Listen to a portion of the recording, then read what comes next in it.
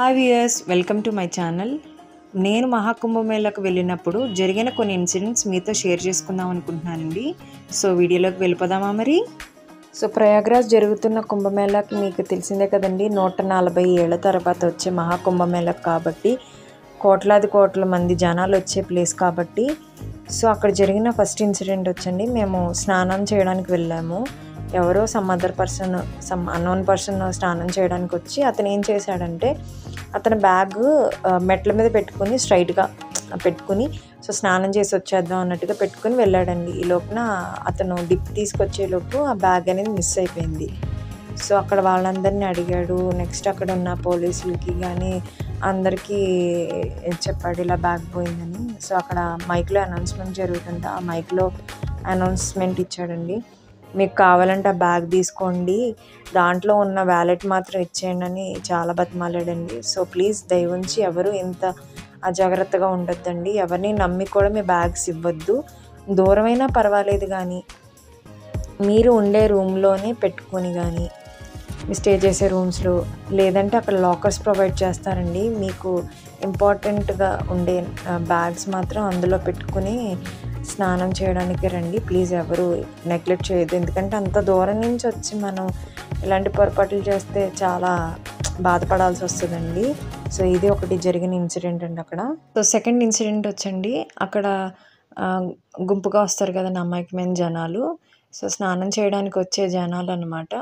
అక్కడ దొంగల ముఠ అనేది ఎలా మోసం చేస్తున్నారంటే, సో స్నానం చేయడానికి మీకు ప్లేస్ చూపిస్తాను, ఇక్కడ చేస్తే చాలా మంచిది, ఇక్కడ చేస్తే చాలా మహత్యం ఉంటుంది, సో ఇక్కడికి రండి నేను చూపిస్తానని చెప్పి సో ఆ జనాల్ని అటు పక్కకు తీసుకువెళ్ళి అలాగే అతనిలో ఒక అతను మీ బ్యాగ్స్ చూసుకుంటాడు, ఈ లోపున మీ స్నానం చేసి రావచ్చు అని చెప్పి అతను ఆ ప్లేస్కి తీసుకుని వెళ్ళిన వెంటనే ఇక్కడ బ్యాగ్స్ దగ్గర ఉండే అతను వెంటనే అందరి బ్యాగ్స్ తీసుకెళ్ళిపోవడం. సో అతను ఆ దారి చూపిస్తానని స్నానాలకు తీసుకెళ్ళిన అతను అక్కడి నుంచే పరారైపోవడం అండి. సో ప్లీజ్ ఎవరిని దయవుంచి ఇక్కడ చేస్తే మంచిది, ఇక్కడ చేయండి అని ఎవరిని నమ్మొద్దండి.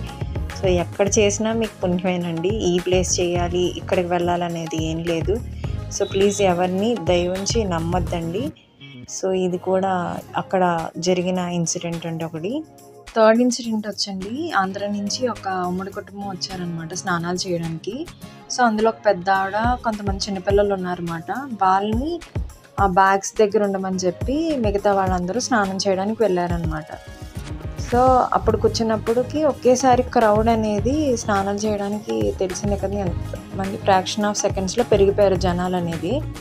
సో అక్కడ మిలిటరీ వాళ్ళు ఎంత స్పాంటేనియస్గా రియాక్ట్ అయ్యారంటే, వాళ్ళ చుట్టూరు ఒక హ్యూమన్ చైన్ కింద ఫామ్ చేసి వాళ్ళతో పాటు కొంతమంది అక్కడ వచ్చిన వాళ్ళందరూ జాయిన్ అయ్యారనమాట. వాళ్ళకి ఒక వాల్ లాగా ప్రొటెక్ట్ చేశారండి, వాళ్ళ మీద ఎవరు పడకుండా చేశారు. అసలు ఎంత బాగా రియాక్ట్ అయ్యారంటే, అందుకే అనుకున్నామండి మిలిటరీ వాళ్ళంటే ఎంతలా ఉంటారు అని అనిపించింది.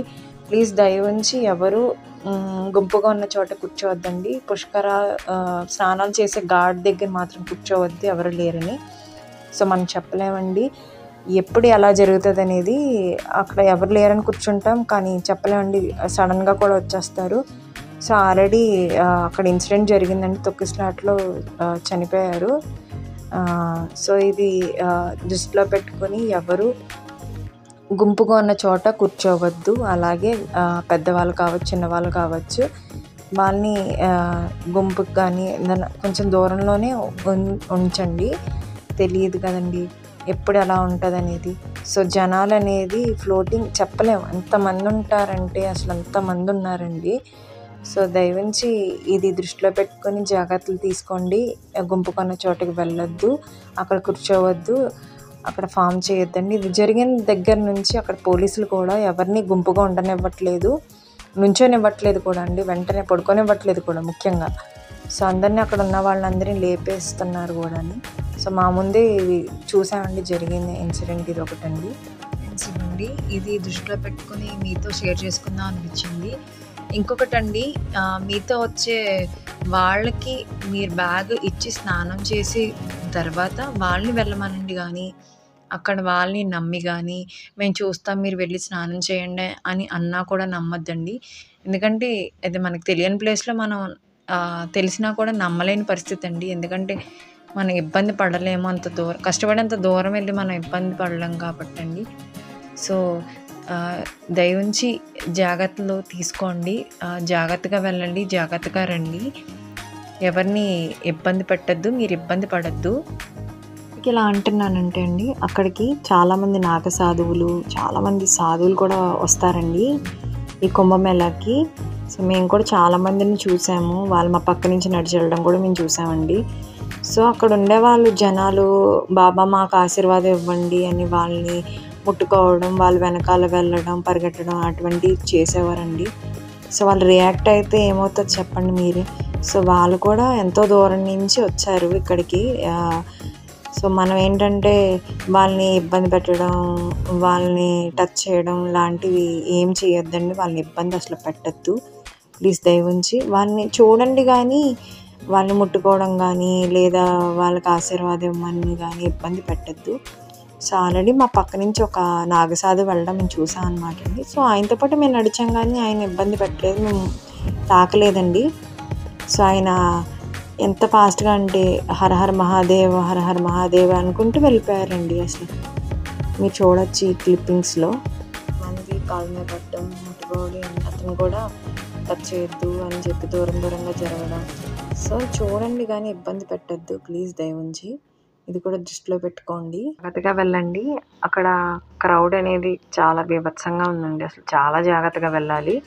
సో, సేఫ్టీస్ తీసుకుని వెళ్ళండి. మీకు ఏదైనా డౌట్ ఉంటే అక్కడ వాళ్ళని అడుగుతుంటే మీకు ఇన్ఫర్మేషన్ ఇస్తారండి. ఎక్కడ స్టే చేయడానికి రూమ్స్ కావచ్చు. అక్కడ చాలా వరకు ఏర్పాటు చేశారండి. మఠమ్స్ ఉన్నాయి, నెక్స్ట్ టెంట్స్ ఏర్పాటు చేశారు. కర్ణాటక మఠంలో అన్నీ ఉన్నాయన్నమాట అండి. సో, మీకు స్టే చేసే రూమ్స్ కూడా అక్కడ ఉన్నాయండి. లాకర్స్ అన్నీ ప్రొవైడ్ చేస్తున్నారు. మీరు ఏంటంటే అడిగి తెలుసుకోవచ్చు అక్కడ. సో, ఎంత క్రౌడ్ అంటే అంత క్రౌడ్. అక్కడ ప్రతి వీధికి వచ్చి ఎన్ని శివలింగాలంటే అన్ని శివలింగాలండి. మీరు చూడొచ్చు ఈ వీడియోలో. సో, వీధికి సందుకి అన్ని శివలింగాలంటే ఎంత బాగా అనిపించిందండి. అసలు అంతమందిని చూడటం ఒక ప్లేస్లో కూడా చాలా ఆశ్చర్యంగానే అనిపించింది. సో కాశీలో ఉన్న మణికర్ణిక ఘాట్ అండి. అక్కడ అలా చూడడం అనేది చాలా బాగా అనిపించింది. అసలు ఎలా అనిపించింది అంటే అసలు చెప్పలేనండి మాటల్లో. బాగా అనిపించింది. పశుపతినాథ్ టెంపుల్ అండి. నేపాల్ తర్వాత కాశీలోనే ఉంది ఇది పశుపతినాథ్ టెంపుల్. సో, గంగా హారతి చాలా బాగా అనిపించిందండి. సో, వాళ్ళు ఇస్తుంటే అసలు అది హారతి ఇస్తుంటే అసలు గూస్ బంప్స్ అండి. అసలు అంత బాగుందండి, అంత బాగుంది. సో, అందరూ ఎట్ ఏ టైమ్గా లేవడం చాలా బాగా అనిపించిందండి. అందరూ అక్కడ బోట్స్ మీద కూర్చుని మరి చూసాం అనమాట. సో, ఇది కూడా చాలా బాగా అనిపించిందండి, గంగా హారతి కూడా. సో, అక్కడ మాకు నడిచి కాళ్ళు వచ్చినాయండి అంతలాగా. అక్కడ వాళ్ళండి అసలు ఎంత ఫాస్ట్గా నడుస్తున్నారంటే పెద్దవాళ్ళు కావచ్చు, అసలు కరపట్టుకుని ఎంత ఈజీగా నడిచేసుకుంటూ వెళ్ళిపోతున్నారండి. అసలు భలే అనిపించింది. ఇన్ఫర్మేషన్ అంతా మనం బోట్స్లో వెళ్ళినప్పుడు అక్కడ టూరిస్ట్ కావచ్చు మనకి అన్నీ ఎక్స్ప్లెయిన్ చేస్తారనమాట. ఇక్కడ ఇది, ఇక్కడ అది అనేది, ఈ టెంపుల్ ఉంది అనేది. ఆ బోట్ రైడ్ కూడా చాలా బాగా అనిపించిందండి. సో, ప్రతి ఒక్కటి చూడాల్సిన ప్లేస్ అండి ప్రయాగ్రాజ్లో. అసలు కాశీ, హరిద్వార్ అనేది చాలా బాగా అనిపించింది. సో, ప్రతి ఒక్కళ్ళు చూడాల్సిన ప్లేస్ అండి. సో, తప్పనిసరిగా వీటి కోసం ఒక షెడ్యూల్ ఏర్పాటు చేసుకుని వచ్చి దర్శనం చేసుకోండి. నాకైతే చాలా బాగా అనిపించింది. సో, ఈ వీడియో ద్వారా మీకు ఎంతో అంత ఇన్ఫర్మేషన్ ఇచ్చాను అనుకుంటున్నానండి. ఈ వీడియో మీకు నచ్చినట్టయితే ఈ వీడియో ఫస్ట్ నుంచి లాస్ట్ వరకు చూసిన ప్రతి ఒక్కరికి చాలా థ్యాంక్స్ అండి ఓపికగా చూసినందుకు. సో, ఈ వీడియో మీకు నచ్చినట్టయితే లైక్ చేయండి, షేర్ చేయండి, అదే ఛానల్కి సబ్స్క్రైబ్ చేయండి. So, thanks for watching my video అండి. ఆ శివుని ఆశీర్వాదాలు, ఆశీస్సులు అందరికీ ఉండాలని కోరుకుంటున్నాను. Hara Hara Mahadeva Shambho Shankara. Thank you so much.